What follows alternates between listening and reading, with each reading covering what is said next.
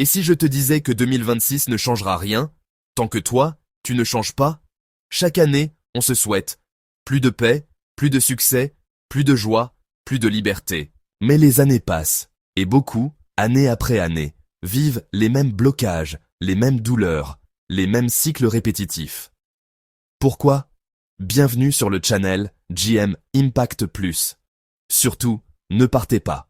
Restez avec nous jusqu'à la fin. Parce que la clé est de comprendre que tout changement durable commence toujours à l'intérieur. Ne vous conformez pas au siècle présent, mais soyez transformés par le renouvellement de l'intelligence. Romains 12:2.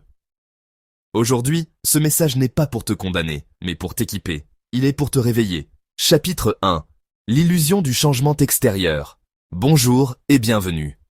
Aujourd'hui, nous allons explorer ensemble une idée qui nous touche tous, une aspiration profondément humaine. Le désir de changement. Qui n'a jamais rêvé d'une nouvelle page, d'un nouveau départ? Qui n'a jamais regardé l'horizon en se disant « si seulement les choses étaient différentes ?» Cette pensée, cette espérance, est souvent le moteur qui nous pousse à avancer.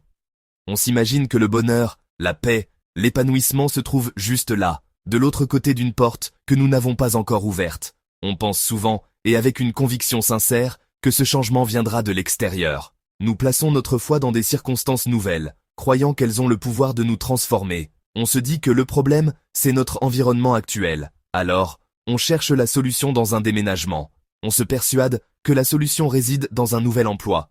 On imagine un patron plus compréhensif, des collègues plus sympathiques, des tâches plus stimulantes. On rêve d'un meilleur salaire, pensant que l'argent résoudra cette anxiété sourde qui nous habite. On est convaincu que ce nouveau poste va enfin nous apporter la reconnaissance et la satisfaction que nous méritons. Ou peut-être, on pense que la solution viendra d'une nouvelle relation. On se dit que la personne que l'on vient de rencontrer va panser les blessures du passé, combler ce vide intérieur, et nous apporter un amour inconditionnel qui nous guérira. On met sur les épaules de l'autre le poids immense de notre propre bonheur. Parfois, l'ambition est encore plus grande. On croit que la solution est dans un nouveau pays. Un nouveau départ, littéralement. On s'imagine laisser derrière nous nos échecs, nos regrets, notre réputation. On fantasme sur une nouvelle culture, une nouvelle langue, une nouvelle identité, pensant qu'en changeant de décor, on changera la personne que nous sommes. Et bien sûr, il y a la promesse annuelle, celle d'une nouvelle année. Le 1er janvier, on se sent investi d'un pouvoir magique. On prend des résolutions, on se promet que cette année, tout sera différent. On croit que le simple fait de changer de calendrier va nous donner la force de changer nos vies. Mais laisse-moi te dire une vérité difficile. Une vérité que j'ai dû apprendre moi-même, souvent dans la douleur. C'est une vérité qui peut sembler décourageante au premier abord, mais qui est en réalité la clé de la véritable libération. Si tu changes de saison sans changer de mentalité, tu transportes tes problèmes avec toi. C'est comme si tu mettais tes vieilles habitudes, tes peurs et tes insécurités dans une valise, et que tu emmenais cette valise avec toi dans ton nouvel emploi, ta nouvelle relation ou ton nouveau pays. Le décor change, mais le bagage reste le même. Le problème n'est pas à l'extérieur, il est à l'intérieur. L'apôtre Paul l'a écrit il y a 2000 ans dans sa lettre aux Romains, au chapitre 12, verset 2. Ne vous conformez pas au siècle présent, mais soyez transformés par le renouvellement de l'intelligence. Remarquez bien, il ne dit pas « soyez transformés par le renouvellement de votre situation », mais bien par le renouvellement de l'intelligence, de votre mentalité, de votre façon de penser. Et c'est là que réside le grand paradoxe. Beaucoup veulent une nouvelle vie, mais sans abandonner les anciennes habitudes. On veut la prospérité, mais on continue de procrastiner. On veut des relations saines, mais on continue de nourrir la méfiance ou la critique. On veut la confiance en soi, mais on continue de s'adonner à un dialogue intérieur négatif. Ces vieilles habitudes sont les chaînes invisibles qui nous retiennent prisonniers dans notre ancienne vie, peu importe où nous allons. Ils veulent la paix sans lâcher le contrôle. C'est une lutte que nous connaissons tous. Nous prions pour la paix de Dieu, mais nous refusons de lâcher le volant. Nous voulons contrôler chaque détail, anticiper chaque problème, maîtriser chaque résultat. Cette quête de contrôle est épuisante et, ironiquement, elle est la source même de notre anxiété. La vraie paix, le shalom biblique, ne vient pas quand tout est sous notre contrôle, mais quand nous confions ce qui est hors de notre contrôle à celui qui tient tout dans sa main. Ils veulent la liberté, sans affronter leur peur. On rêve d'être libre, mais on reste paralysé par la peur de l'échec, la peur du rejet, la peur de l'inconnu, la peur de ne pas être à la hauteur. La liberté n'est pas l'absence de peur. La liberté, c'est d'avancer malgré la peur, en s'appuyant sur la promesse que Dieu est avec nous. C'est de faire ce pas dans l'inconnu, en sachant que sa main nous guide. La cage n'est souvent pas fermée à clé. C'est notre peur qui nous empêche d'en pousser la porte. Alors, quelle est la solution? Si le changement extérieur est une illusion, où se trouve le véritable changement? La réponse est au cœur de l'Évangile. Dieu ne change pas nos circonstances en premier. Il change l'homme intérieur. Il commence par le cœur. Il s'intéresse à nos pensées, nos motivations, nos blessures, nos mentalités. Car il sait que si l'intérieur est transformé, si notre cœur est guéri et notre intelligence renouvelée, alors nous devenons capables de vivre dans la paix et la liberté, quelles que soient les circonstances extérieures. Le vrai travail ne consiste pas à changer de décor, mais à laisser Dieu nous changer de l'intérieur. Chapitre 2. Le principe biblique du changement intérieur. Pour comprendre la nature profonde du changement que Dieu veut opérer en nous, il est essentiel de se tourner vers les Écritures. La Bible n'est pas simplement un recueil d'histoires anciennes. Elle est un miroir vivant qui nous révèle les mécanismes divins de la transformation. Elle nous montre, à travers des vies concrètes, un principe immuable et puissant. Regardons David. On le connaît comme le grand roi d'Israël, mais son parcours vers le trône n'a pas été une simple ascension politique. David devient roi après un long et profond travail du cœur. Avant de porter la couronne, il a porté la houlette de berger. C'est dans la solitude des pâturages, face aux lions et aux ours, qu'il a forgé une confiance inébranlable en Dieu. C'est là qu'il a appris l'humilité, la patience et la dépendance. Ces années de fuite devant un Saül jaloux n'étaient pas une injustice vaine, mais une forge où son caractère était purifié, où l'impulsivité de la jeunesse laissait place à la sagesse d'un leader capable de pardonner et d'attendre le temps de Dieu. Dieu ne lui a pas donné le royaume tout de suite. Il a d'abord préparé le roi pour le royaume. Pensons à Moïse. Il a passé 40 ans dans les palais d'Égypte, instruit dans toute la sagesse des hommes, se croyant prêt à libérer son peuple. Mais sa première tentative, basée sur sa propre force, s'est soldée par un meurtre et une fuite. C'est alors que commence sa véritable formation. Moïse conduit le peuple d'Israël seulement après 40 ans de transformation dans le désert de Madian. 40 ans pour désapprendre l'orgueil du prince, l'impatience du justicier, la confiance en son propre statut. 40 ans pour devenir un simple berger, un homme brisé, humble, qui se considère comme incapable. Et c'est précisément cet homme-là, celui qui a perdu toute confiance en lui-même pour la placer entièrement en Dieu, que Dieu appelle devant le buisson ardent. La transformation intérieure a précédé la mission extérieure. Et que dire de Pierre? L'apôtre impétueux, toujours le premier à parler, à promettre, à agir. Il aimait sincèrement Jésus, mais son assurance reposait sur sa propre force, sa propre loyauté. Il a fallu une chute terrible, un reniement amer au son du chant du coq, pour que cette confiance en soi soit pulvérisée. Pierre devient un véritable leader, le roc sur lequel l'Église primitive s'est bâtie, seulement après avoir été profondément brisée. C'est dans la douleur de sa trahison et la grâce infinie du pardon de Jésus qu'il a trouvé une nouvelle fondation, non plus en lui-même, mais dans la puissance de Christ ressuscité. Son brisement est devenu sa plus grande force. Enfin, considérons Paul. Pharisien zélé, persécuteur de l'Église, convaincu de servir Dieu en anéantissant les chrétiens. Sa transformation n'a pas été progressive, mais cataclysmique sur le chemin de Damas. Une lumière aveuglante, une voix du ciel, et l'homme sûr de lui s'effondre. Paul change le monde, non pas grâce à son érudition ou son zèle naturel, mais seulement après avoir été radicalement transformé par sa rencontre avec Christ. Ses anciennes certitudes ont été anéanties pour être remplacées par une seule. Christ en lui, l'espérance de la gloire. Son passé de persécuteur est devenu le témoignage puissant de la grâce qui transforme. Le modèle est constant, le principe est clair. Dieu ne confie jamais un futur nouveau à une identité ancienne. Il ne verse pas un vin nouveau dans de vieilles outres. Il prépare le contenant avant de verser le contenu.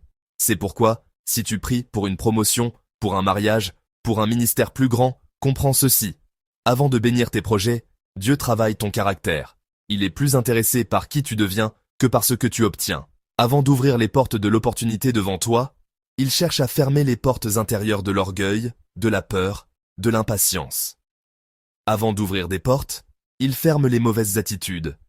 car une porte extérieure ouverte avec un cœur mal préparé mène souvent au désastre. Alors que nous regardons vers l'avenir, il est facile de penser que le changement viendra de l'extérieur. Un nouveau travail, une nouvelle relation, un déménagement. Mais la vérité biblique est que le vrai changement est un travail de l'intérieur vers l'extérieur. L'année 2026 ne sera pas différente simplement parce que le calendrier change. Elle sera différente parce que toi, au plus profond de ton être, tu décides de changer. Parce que tu choisis de coopérer avec le Saint-Esprit dans ce processus de transformation qu'il a déjà commencé en toi. C'est la décision la plus importante que tu puisses prendre. Chapitre 3. Les 5 domaines à transformer en toi.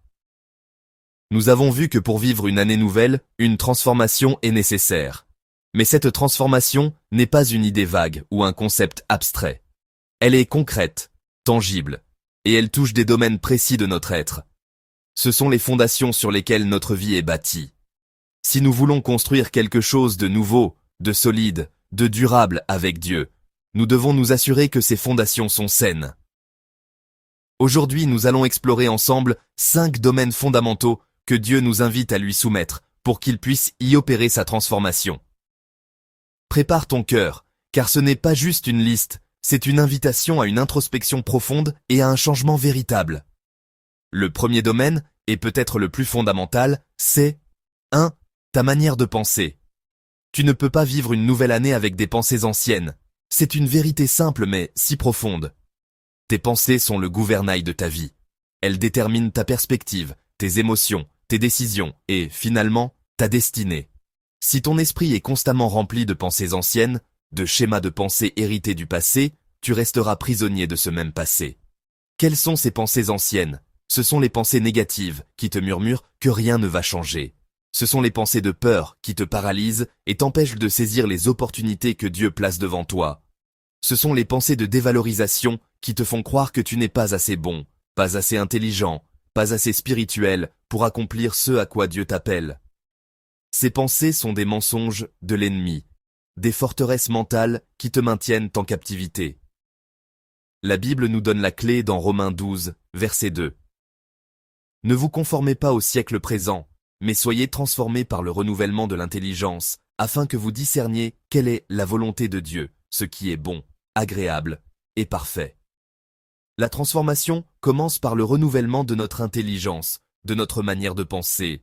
Ce n'est pas un effort purement humain, c'est une œuvre de l'Esprit Saint en nous. Le livre des Proverbes, au chapitre 23, verset 7, nous dit « Car telles sont les pensées de son cœur, tel il est ». Cette phrase est capitale. Tu deviens ce que tu penses. Si tu penses constamment à l'échec, tu vivras l'échec. Si tu médites sur tes faiblesses, tu seras défini par elles. Mais si tu choisis de renouveler tes pensées, de les aligner sur la vérité de Dieu, alors, change ce que tu te dis et ta vie suivra. Concrètement, cela signifie de capturer chaque pensée négative et de la confronter à la parole de Dieu. Quand la peur dit « tu ne peux pas », la foi répond « je puis tout par celui qui me fortifie ». Quand la dévalorisation dit « tu n'as aucune valeur », la grâce murmure « tu as été racheté à un grand prix ». C'est un combat quotidien, mais c'est le combat qui libère. Le deuxième domaine, directement lié au premier, ce sont 2. Tes paroles. Si les pensées sont la graine, les paroles sont le fruit qui devient visible et audible. Tu prophétises ta propre vie par tes mots. C'est un principe spirituel puissant que nous sous-estimons souvent. Proverbe 18, verset 21, nous avertit « La mort et la vie sont au pouvoir de la langue. Quiconque l'aime en mangera les fruits. » Pense à cela un instant. Le pouvoir de créer la vie ou la mort se trouve dans ta bouche. Combien de fois avons-nous prononcé des paroles de mort sur notre propre vie sans même nous en rendre compte ? Des phrases comme « Je n'y arriverai jamais, c'est toujours comme ça pour moi, je suis nul en… » Cette maladie va me tuer, je ne trouverai jamais de travail. Chacune de ces phrases est une prophétie négative. C'est comme si nous donnions à l'ennemi la permission de construire des murs de limitation autour de nous. Les paroles construisent ou détruisent. Elles ne sont jamais neutres. Elles créent des atmosphères, elles influencent nos émotions, elles façonnent notre réalité et celle des autres. Jacques, dans son épître, compare la langue à un petit gouvernail qui dirige un grand navire. Tes paroles, même les plus petites, donnent une direction à ta vie. Quelle direction leur donnes-tu ? En cette nouvelle saison, Fais un choix conscient. Parle vie, parle foi, parle vérité. Même quand les circonstances crient dans le contraire, au lieu de décrire la situation, commence à déclarer la promesse de Dieu sur la situation. Au lieu de dire « je suis fatigué », déclare « l'Éternel est ma force ». Au lieu de dire « je suis inquiet », déclare « je me décharge sur lui de tous mes soucis, car lui-même prend soin de moi ». Ce n'est pas de la pensée positive, c'est de la confession de foi. C'est activer la puissance de Dieu par ta bouche. Le troisième domaine à transformer est celui de 3. Tes habitudes. C'est une vérité qui peut être difficile à entendre. La vie que tu veux est cachée dans les habitudes que tu refuses de changer. Nous rêvons tous d'une vie transformée, de percée spirituelle, de succès. Mais ces grandes victoires ne sont que le résultat de petites disciplines quotidiennes. L'excellence n'est pas un acte, c'est une habitude. La sainteté n'est pas une expérience ponctuelle, c'est un cheminement quotidien. Examine tes routines. Que fais-tu dès le réveil? Saisis-tu ton téléphone pour te noyer dans le flot des réseaux sociaux? Ou saisis-tu ta Bible pour nourrir ton âme? Comment utilises-tu ton temps libre? Dans des distractions futiles ou dans des activités qui te construisent? Tes habitudes révèlent tes véritables priorités. Pour transformer ta vie, tu dois transformer tes journées. Cela demande de la discipline, de la constance et une redéfinition claire de tes priorités. Ce que tu fais chaque jour te façonne plus que ce que tu fais une fois de temps en temps. Un grand repas ne te nourrira pas pour toute la semaine. C'est le pain quotidien qui te maintient en vie. De même, une grande conférence spirituelle ne te portera pas toute l'année. C'est ton temps quotidien avec Dieu, ta lecture régulière de la parole, ta prière constante qui forgeront en toi un caractère à l'image de Christ. Choisis une nouvelle habitude à mettre en place cette semaine. Peut-être 15 minutes de prière chaque matin. Peut-être lire un chapitre de la Bible avant de dormir. Commence petit, mais sois constant. La puissance est dans la répétition. Le quatrième domaine est profondément personnel et souvent ignoré. Il s'agit de 4. Tes blessures non guéries. On ne peut pas bâtir un futur sain sur un cœur blessé. C'est comme essayer de construire une maison sur des sables mouvants. Tes blessures passées, si elles ne sont pas traitées et guéries, continueront d'infecter ton présent et de saboter ton futur. Elles agissent comme un filtre déformant à travers lequel tu vois le monde, les autres et même Dieu. Une parole anodine peut réactiver une blessure de rejet. Un échec peut confirmer un sentiment d'incompétence ancré dans l'enfance. Ces blessures portent des noms. La rancune que tu gardes envers quelqu'un qui t'a fait du mal. La colère qui bouillonne sous la surface. Le sentiment de rejet qui te fait douter de ton droit d'être aimé. La culpabilité qui te ronge et te fait croire que tu es indigne du pardon de Dieu. Ces choses sont des poids morts qui t'empêchent de t'élever. Le pardon n'est pas une option, c'est une nécessité pour ta propre liberté. Pardonner, ce n'est pas dire que ce qui s'est passé était bien. C'est refuser de laisser ce qui s'est passé continuer à te détruire. Dieu veut te guérir avant de t'élever. Il est le divin médecin. Le psaume 147 dit qu'il guérit ceux qui ont le cœur brisé et pansent leurs blessures. Mais pour qu'un médecin puisse opérer, il faut d'abord lui montrer la blessure. Cela demande du courage. Le courage d'être honnête avec toi-même et avec Dieu. Le courage de nommer la douleur, de pleurer les pertes et de présenter ton cœur brisé à celui qui seul peut le restaurer. N'emporte pas tes vieilles blessures dans ta nouvelle saison. Laisse-les au pied de la croix. Enfin, le cinquième domaine, qui est la source et le but de tous les autres. 5. Ta relation avec Dieu. Le plus grand changement n'est pas visible, c'est l'alignement intérieur avec Dieu. Tu peux changer tes pensées, tes paroles, tes habitudes, et même travailler sur tes blessures. Mais si tout cela n'est pas fait dans le but de te rapprocher de Dieu, ce ne sera qu'une forme de développement personnel sans puissance de transformation éternelle. La véritable transformation chrétienne n'est pas de devenir une meilleure version de soi-même. C'est de devenir plus semblable à Jésus. Ta relation avec Dieu est le moteur de tout le reste. C'est dans sa présence que tes pensées sont renouvelées. C'est en écoutant sa voix que tes paroles s'alignent sur la vie. C'est par sa force que tu trouves la discipline pour changer tes habitudes. C'est dans son amour que tes blessures trouvent la guérison. Tout part de lui, et tout revient à lui. Quand Dieu est réellement au centre de ta vie, pas seulement une case à cocher le dimanche matin, mais le centre gravitationnel de ton existence, tout le reste se met en place. Les décisions changent, car tu ne cherches plus ton propre intérêt, mais sa volonté. Les relations changent, car tu commences à voir les autres avec ses yeux d'amour et de compassion. La direction de ta vie change, car tu ne suis plus tes propres plans, mais tu te laisses guider par son esprit. Alors la question la plus importante pour cette nouvelle année n'est pas « Quels sont mes objectifs ?», mais « Comment puis-je approfondir mon intimité avec Dieu ?» Cherche sa face avant de chercher sa main. Aspire à sa présence plus qu'à ses présents. Fais de lui ton plus grand trésor, et tu découvriras que tout le reste te sera donné par-dessus.